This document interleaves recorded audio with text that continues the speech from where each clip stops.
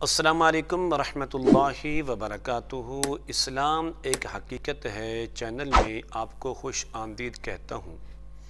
امید کرتا ہوں کہ آپ تمام لوگ خیر و عافیت سے ہوں گے، خوش اور خرم ہوں گے۔ دعا ہے اللہ تبارک و تعالی آپ تمام کو خوشیاں عطا فرمائے، صحت و تندرستی والی، خیر و عافیت والی لمبی زندگی عطا فرمائے، آمین۔ آج کی ویڈیو میں دعا کے فائدے اور دعا مانگنے کا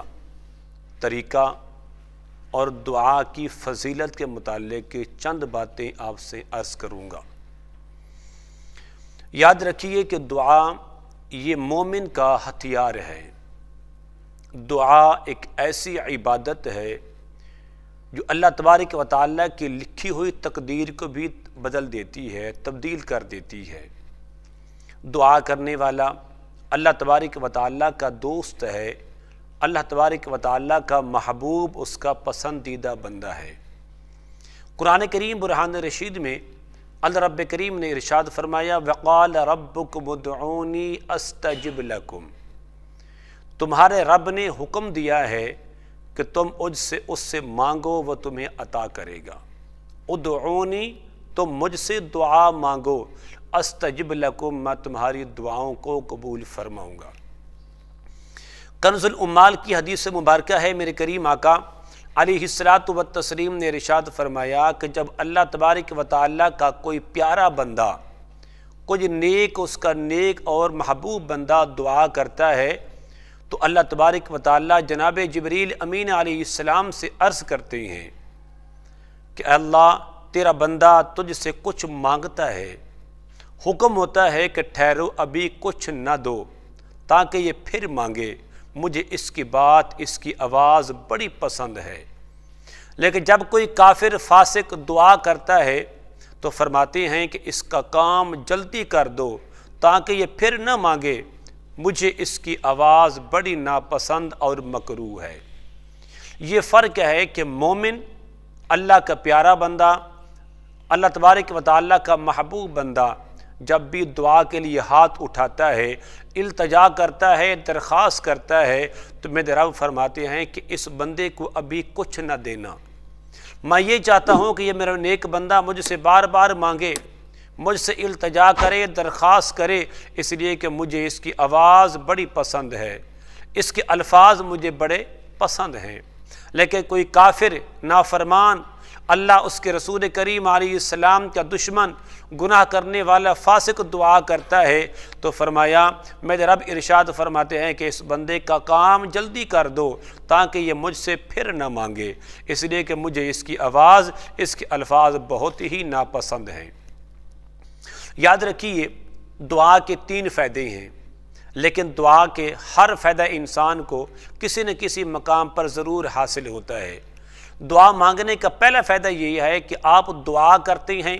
لیکن اللہ تبارک و تعالیٰ فی الفور اس دعا کو قبول فرما دیتے ہیں۔ مثال کے طور پر آپ دعا کرتے ہیں کہ یا اللہ میں بیمار ہوں، مجھے صحت دے دے، میں پریشان ہوں، میری پریشانیاں دور فرما دے، میں بے روزگار ہوں، مجھے رزق عطا فرما دے، میں بے اولاد ہوں، اولاد کی نعمت سے مالا مال فرما دے، تو فرمایا کہ آپ کی دعا قبول کی گئی۔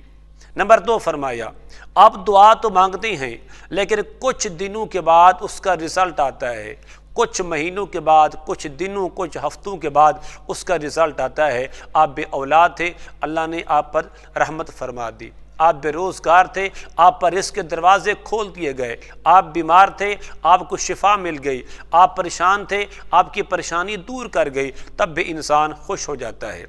تیسرا فائدہ جو ان دونوں سے بہتر اور سب سے اعلیٰ قسم کا ہے، میرے کریم آقا علیہ السلام نے ارشاد فرمایا ایک بندہ ایسا بھی ہے جو ساری زندگی دعائیں کرتا رہتا ہے، اپنے رب کی رحمت سے مایوس نہیں ہوتا بلکہ اس کی آس لگا کر، اس کی امید لگا کر دعائیں کرتا رہتا ہے، ہر قسم کی دعائیں کرتا ہے۔ یا اللہ مجھے دنیا آخرت کی بھلائیاں عطا فرما، یا اللہ مجھے دنیا آخرت کی تمام نعمتوں سے سرفراز فرما، دعائیں مانگتا رہتا ہے، دعائیں مانگتا رہتا ہے، حتیٰ کہ دنیا کے اندر اس کی کوئی بھی دعا قابل قبول نہیں ہوتی، بظاہر ایسا ہوتا ہے، لیکن کل قیامت کے دن جب یہ بندہ میرے اللہ کے حضور پیش ہوگا، اس بندے کے نام اعمال اعمال میں ایسی ایسی نیکیاں ہوں گی،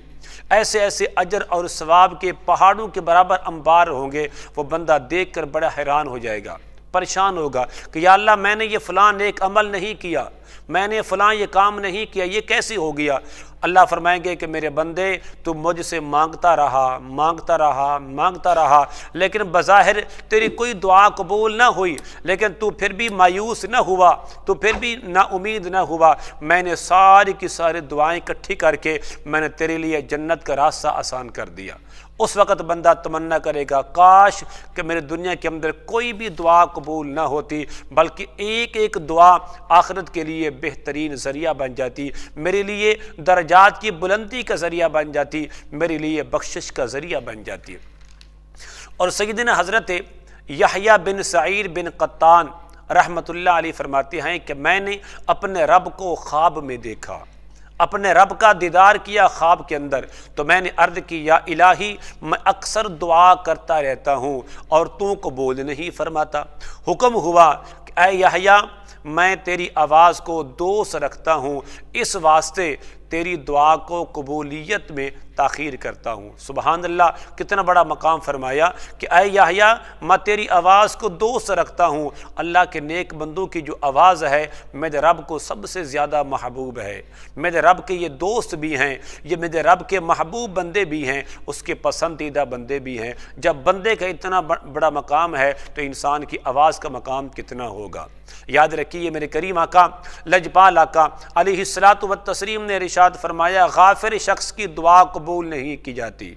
جس بندے کی دعا کے اندر توجہ نہیں ہے، جو بندہ مانگ رہا ہے اس کے ارادے کہیں اور ہیں، اس کی سوچیں کہیں اور ہیں، اس کی توجہ الفات کہیں اور ہیں، تو یاد رکھیے ایسا بندہ جتنی مرضی دعائیں کر لے لیکن میرے رب اس کی دعا قبول نہیں فرماتے۔ حضور تاجدار مدینہ سرور قلب سینہ امام الانبیاء علیہ الصلوۃ والتسلیم نے ارشاد فرمایا کہ اللہ تبارک و تعالیٰ 3 آدمیوں کی دعا قبول نہیں کرتا۔ نمبر 1 وہ آدمی جو گناہ کی دعا مانگے، یا اللہ شراب کھانے جا رہا ہوں مجھے بچانا، یا اللہ میں چوری کرنے کے لیے جا رہا ہوں میری عزت کی حفاظت کرنا، ایسے بندے کی دعا قبول نہیں کی جاتی۔ دوسرا فرمایا کہ وہ شخص جو کسی مسلمان کو تکلیف دینے کے لیے اس کے مال کے ضائع ہونے کی دعا کرے، یا اللہ فلاں مالدار ہے اس کا مال ہلاک ہو جائے، یا اللہ اس کا فلاں چیز ہلاک ہو جائے، اس کی گاڑی تباہ و برباد ہو جائے، ایسے بندے کی دعا بھی قبول نہیں کی جاتی۔ اور تیسرا وہ آدمی ہے جو دعا مانگنے کے بعد قبول ہونے میں جلدی کرے، یا اللہ میں نے دعا مانگی ابھی تک قبول نہیں ہوئی، یا اللہ میں نے دعا مانگی تھی اس کا رزلٹ نہیں آیا، تو یاد رکھیے ایسے 3 شخص ہیں جن کی دعا قبول نہیں کی جاتی۔ میرے کریم آقا علیہ السلام نے ارشاد فرمایا الدعاء مخ العبادہ، دعا یہ عبادت کا مغز ہے، یہ عبادت کا نچوڑ اور رزلٹ ہے، اور اسی کے اندر نتیجہ ہے کہ آپ نے نماز پڑھی اب دعا مانگ لے، قرآن کریم کی تلاوت کی اب دعا مانگ لے، اذان سنی اذان کا جواب دیا اب نماز دعا مانگ لیں، آپ نے اپنے رب کا ذکر کیا، درود پاک پڑھا، ہر نیک عمل کے بعد دعا قبول کی جاتی ہے۔ یاد رکھیے دعا مانگنے کا جو بہترین طریقہ ہے،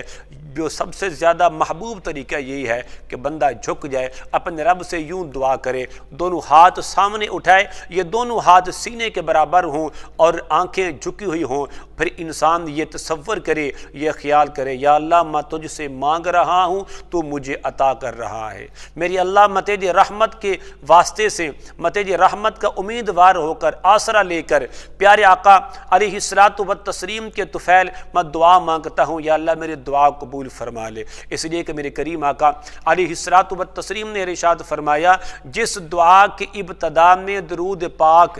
اور جس دعا کی انتہا میں درود پاک نہ پڑھا جائے وہ دعا کبھی قبول نہیں ہوتی، بلکہ زمین و آسمان کے درمیان معلق رہتی ہے، لٹکی رہتی ہے۔ معلوم یہ ہوا کہ ہر وہ دعا جس کی ابتدا میں درود پاک پڑھا جائے، دعا ختم کرنے سے پہلے پھر درود پاک پڑھا جائے، وہ دعا جلد قبول ہوتی ہے، اس کی جو قبولیت کے امکانات ہیں وہ زیادہ بڑھ جاتے ہیں۔ امید کرتا ہوں کہ میری یہ کاوش آپ کو ضرور پسند آئے گی، ضرور میرے چینل کو سبسکرائب کریں اور اس ویڈیو کو لائک اور شیئر کریں۔ السلام علیکم ورحمۃ اللہ وبرکاتہ۔